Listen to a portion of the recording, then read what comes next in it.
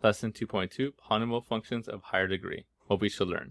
Use transformations to sketch graphs of polynomial functions. Use a linear coefficient test to determine end behavior. And how to find the zeros of polynomial function as sketching aids. Polynomial functions are like a collection of functions like this, right, where the power always has to be a positive number or 0. When you have no power, it's a constant, it's a horizontal line. When you have a power of 1, it's a line, also known as a linear line. And then when you have a higher power of 2, it's a quadratic. It's called a parabola type of graph. Now we're going to go higher. So the thing about polynomial functions, there's this fancy term you're going to do more when you take calculus. It's called continuous. That just means the graph is all nice and connected. This is a continuous function. Polynomial shows like this. A graph like this, when it's not connected, this is not a polynomial. This is a piecewise function. Piecewise can be continuous if they're done correctly, but not always. Polynomial functions, they always look something like this. They're always nice and connected. Polynomial functions are always smooth functions. So again, always kind of look like this. This is a function, but it's not a polynomial function. It has like a sharp turn there. That's going to become important when you take calculus. So these are nice functions. They have special properties in calculus. One of the polynomial functions we haven't talked about yet in depth is x cubed, a cubic function. So this is what a cubic function looks like. We've seen it before in our parent graphs. The domain is negative and positive infinity. Our range is negative and positive infinity. It's always increasing. There's no decreasing. And it's an odd function. You can see how these map this way. Odd function. As I talked before, these are polynomial functions, but when you only have a power of 1, like we have here, x cubed or x squared, we call those power functions. Power functions are when it's like that. Those are a little easier graphs. When you have a graph like this or like this, those are called power functions. And we know those are part of the parent function. Those are easy ones. Let's do some here. So they want you to sketch the graphs of negative x cubed. I'm going to do that right here. Here's A. We want negative x cubed. So this to show you, I'm always going to draw the basic one.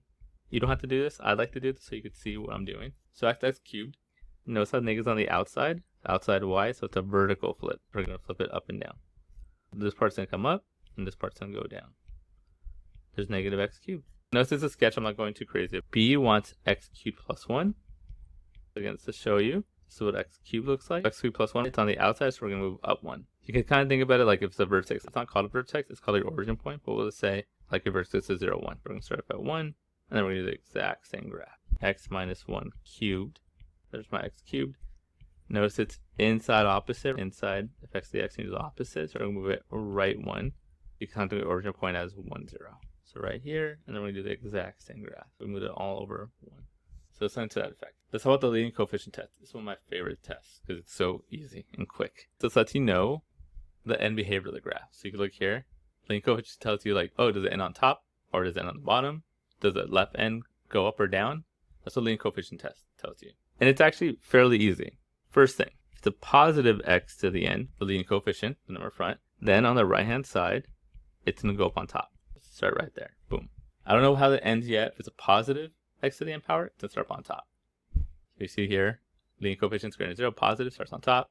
Even this one with an even power function, positive starts on top. So positive starts on top. If it's a negative ax to the n, then it's start on the bottom, on the right-hand side. Just keep in mind you start on the right-hand side, not the left-hand side. And if it's positive, if it's like a positive 2x squared, starts on top, negative start on the bottom. Right? You can look at our graphs we did earlier. Negative 1, start on the bottom. Positive 1, start on top. Positive 1, start on top. Okay, so that's the first part of the leading coefficient test. Just the number. Is that number from positive, start on top, negative, start on the bottom. Then we get to a little more complicated.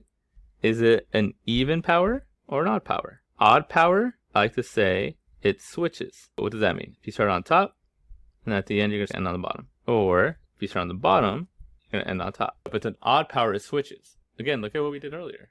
X cubed switches. If it's an even degree power, it stays the same. Think about like x squared. It looks like that. If it starts on top, it's going to do all this stuff, and it'll end on top. Or if it starts on the bottom, it's going to do all this stuff, and it's going to end on the bottom. That's the leading coefficient test. First, you look to see if it's positive or negative.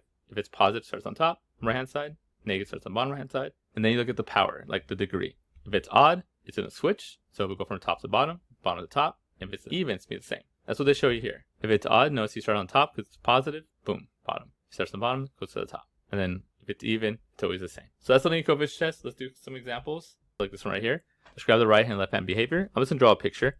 First, notice it's negative. So I know it's going to be on the bottom. And then it's an odd power. So we're going to switch. It's going to do all that stuff, and then it's going to flip down there. It just shows me what it looks like. And like kind of, I don't know what the middle is going to be, but I know what the end behavior is. On the right-hand side, it's going to go to the bottom. On the left-hand side, it's going to go to the top. That's the key part there. So we're going to do again, just make sure we know what we're talking about. In this case, this is positive. So for A, we're going to start on the top right. Then look at the highest power. That's even. So we're going to say the same. We're going to end on top left. So you do like that. If you want, you could kind of like dot. Right. I don't know what the middle is going to be, but something to that effect. Now keep in mind, I don't care about these at all, right? It's called the linear coefficient test. All we care about is the linear coefficient. That's it. B, positive again. So we're going to start on top right. In this case, I have an odd function, so we're going to switch. So bottom left. We'll learn more about that in the future lesson. Linear coefficient test. Again, one of my favorite tests because I think it's pretty easy and straightforward. How do we find the zeros of a polynomial function? The zeros of a polynomial function are actually super important.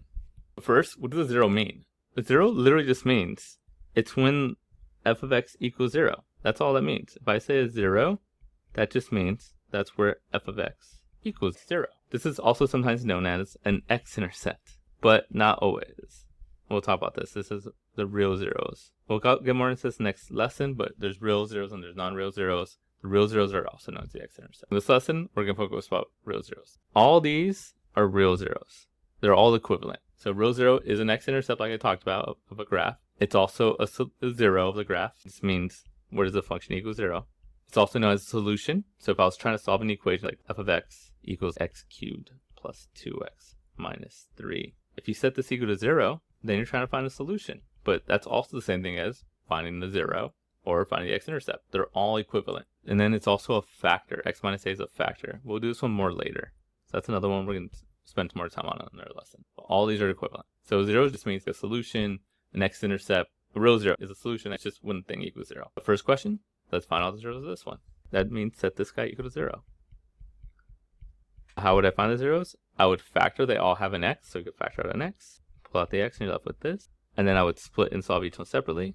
X equals 0. That one's easy. 0 equals x squared minus x minus 2. I set this guy equal to 0. It's this one here. And I set this guy equal to 0. That one's done. Have one answer. Here I got a factor. So -2, -1. Well, two things we'll probably get -2, but I have to get -1. -2 and 1. So I'm going to get 0 equals x minus 2, x plus 1. And then split and solve, you should get x equals 2 and -1. 0, 2, and -1 are my x-intercepts, or my zeros. And then one thing you should notice here, I have 3 solutions. That's a power of 3.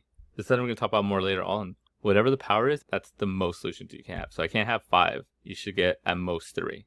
Okay, how about repeated zeros? Because I think it's called multiplicity. Sometimes you have the same answer more than once. When you have a multiplicity, it depends on the power. So sometimes you might get something that looks like this.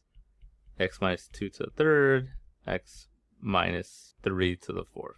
All we care about here is the power. This is an odd power. This is an even power. And it depends if it's odd or even what it does to the graph. When it's an odd power, it crosses the graph. So here, at 2, my graph would cross it like that. When it's an even power, it touches it. I like to say it bounces off of it. So here at 3, we're going to hit the graph, but we won't go through this bounce back off of it. That's how multiplicity works. Anytime you have the same answer, but like multiple times, it's called multiplicity, and the power does something. If it's an even power, it bounces, hits the graph and bounces. I always think about x squared, how it looks like it kind of bounces off the thing. And then that's an even power, even multiplicity. And then an odd power crosses. I always think about that as like x cubed. If you think of x cubed, it looks like this. Notice it goes through it, because that's an odd multiplicity. So it crosses. When it's x squared, it kind of bounces. So we're going to analyze this graph here. This is our function. And want to find all the zeros. So first of all, my zeros, they're also known as the real zeros, are known as the x-intercepts. So if I look at my x-intercepts here, I have x equals -1.86. I have right there -0.25. This is like on a TI-84 calculator. That's why you see it like this. And then I have one more x0 right there, 2.11. Now look at the graph. What can we tell about the multiplicity here? None of them bounce, so they're all going to be odd multiplicity. See how this one crosses? So this is an odd multiplicity. This one's also an odd multiplicity. And this one's also an odd multiplicity. So they all cross through. Find a polynomial function with the given zeros. So it wants to find an equation with the given zeros. So this one's not as bad. Well, some of it's bad, but the general idea is not as bad. We want to find a function. But so here's the key. Let's go back up to here. Notice my solutions were 2 and -1. How did I get them? I got them from here. I got them from this equation. So that's our first step. We're going to go backwards. If I know these are my zeros, I'm going to rewrite them like this. X, it's always the opposite. If you look here, 2 is my answer. Where did it come from? X minus 2. -1 was my answer. It came from x plus 1. But when we write stuff like this, it's always written like this: x minus a, x minus b, etc. So this is going to be x plus 1/2, x minus 3, and x minus 3 again. So I'll put x minus 3 just to show you.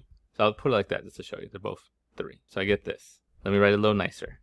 X plus 1/2, x minus 3 squared. So that's my polynomial with these zeros. Now, if they would have said put it in standard form, I would have to multiply it all out and get something that looks more like this. Ax to the n plus blah, blah, blah, blah. If they want a standard form, I have to do that. But they just said find polynomial function, so I'm good here. They want me to sketch the graph of this by hand. Key thing here is find the zeros. So we're going to set equal to 0. I could notice they all have an x to the third. Let's factor out an x to the third. We're left with 3x minus 4. We're going to split it. X to the third equals 0. And then we're going to go 0 equals 3x minus 4. Nothing you can do here. Just solve it. Cube root both sides, I guess. X equals 0, but we're going to say a multiplicity of 3. And here, solve it. Just add 4 to both sides and divide by 3. I'm going to say 4/3 equals x. I added 4 and divided by 3. And this has a multiplicity of 1. So if we're going to graph this, first my x-intercept I have a 0 here. 4/3, so let's say it's 1. We'll split point right here, so that's 4/3. And then they're both odd, so we're going to cross on both of them. I'll put a little c on top so I know. Cross and cross. So I'm not going to bounce. What do I do next? Do I start on top? Do I start on the bottom? Where does it end? Don't forget our leading coefficient test. It's a positive. So we're going to start on the top right. And then it is an even power, so we should finish on the top left if we do everything correctly. Now what we're going to do here is a sketch. We're just going to go through the point. Now again, we cross. So we cross, and we have to hit this, and we go through that. So we get something like that. There's many solutions. This is a sketch, but I know my graph starts up here. It crosses the first one because it has an odd multiplicity. At some point, it's going to curve and get through this one. It crosses through there because, again, an odd multiplicity, and then it goes up. So that's a sketch. This next one, I'm going to sketch this one by hand. So same idea. First, I want to find the zeros. I would factor out all the x's first. So x negative 2x squared plus 6 minus 9/2. Split and solve. 0 equals x. That's easy. 0 equals negative 2x squared plus 6x minus 9/2. That's less easy. I'm going to do something, little math tricks, right? I don't like fractions for sure. I don't like the fact that it's negative. So I'm going to multiply both sides. I'm going to try to get rid of this fraction. That's a 2, so I have to multiply both sides by 2. I'm also going to get rid of the negative though, so I'll multiply both sides by negative 2. So this side I still have 0. On this side, I get 4x squared minus 12x plus 9. So I factored, like I multiply both sides by negative 2 to get rid of the fraction and to get rid of the negative. So I have this. I have to factor this. We're going to multiply first and last, so I get 36, negative 12. What are two things I multiply to get 36 but add to get negative 12? That is negative 6 and negative 6. We are factoring the number in front, so we have to divide by the number in front. And you want to reduce if you can, so negative 3/2. Again, some fancy factoring. So if it's been a while, you probably want to review it. So I should get this equals 0, and then we're going to split. So we're going to get 2x minus 3 equals 0. So I'm going to get x equals 3/2 with the multiplicity of 2, because there's 2. So let's look at what we have. I have x equals 0. That's a 0. That's a multiplicity of 1. And I have x equals 3/2. That's a multiplicity of 2. If I had to graph this, a sketch, we have a x-intercept at 0, and then 1 at 3/2. So that's 1, here's 2, you're halfway. Now in this case, this one crosses still because of odd multiplicity, and this one's going to bounce, right? So that one's going to bounce because it's an even multiplicity. Now where do we start, top or bottom? It's a negative, so we're going to start on the bottom. If we do this correctly, it should switch, right? Odd power. So we should start down here and end up there, right? If we do that correctly. So let's just go. Goes here. Now it goes to the first one. Remember, it bounces. So I'm not going to go up here. It's going to bounce back. So it's like this. And then at some point, I got to cross and go through this one. And then we get that. So that's what it looks like. And that's the lesson.